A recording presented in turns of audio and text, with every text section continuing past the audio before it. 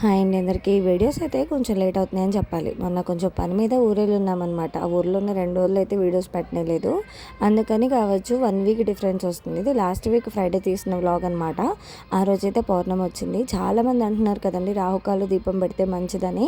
నేను యూట్యూబ్లో చూసి కాదని మా ఫ్రెండ్ చేసిందనమాట. బాగుంది, రిజల్ట్ వచ్చింది అని చెప్పి. సరే కానీ దీపారాజనే కదా పూజలు హోమాలు అంటే మనం చేయించుకోలేం కదా. దీపారాజన అయితే ఏం భాగ్యం అని చెప్పి ఇక దగ్గరలో ఉన్న అమ్మవారి గుడికి అయితే వెళ్ళాను.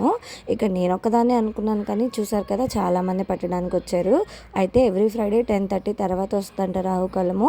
ఏం తినకుండా పెడితేనే మంచిదని చెప్తున్నారని నేను ఇంక అట్లానే వెళ్ళి వచ్చిన తర్వాత పాలసేమియా ఉంది కదండి, అవి తిన్నాను అనమాట.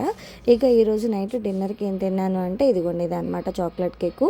ఎప్పుడైనా ఇలా చాక్లెట్ కేక్ తినాలనిపించినప్పుడు ఇంకా ఆ రోజు నైట్ ఏం తినాను అనమాట డిన్నరు.